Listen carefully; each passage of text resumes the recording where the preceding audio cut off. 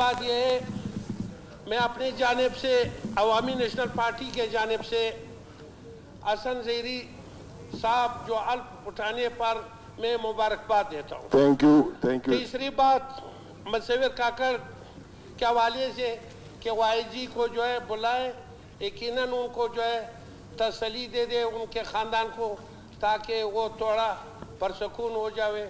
और चौथे बात जो है, हमारा नवाब रिसानी साहब जो बात किया था बिजली के हवाले से या गैस के हवाले से, ये चीफ केस को या इनको जो है बुलाए, इलाके का जो है गैस या वो बिजली टाइम रखेंगे उनके होने का बिल्कुल टाइम फिक्स करेंगे। चौथी जो है, आजकल जो है सोलर जो दे रहा है उनके बजाय वो ट्रांसफार्मर ले जा रहा है, पूरा किली का जो है बिजली नहीं है, तो लोग मुतासर है। तो इनको जो है बाल होना चाहिए, ताकि वो ट्यूबवेल वाला जो है सोलर दिया था, किली वाला को तो नहीं दिया, तो इनको जो है बाल होना चाहिए। मेहरबानी, बहुत बहुत okay, thank you, thank you.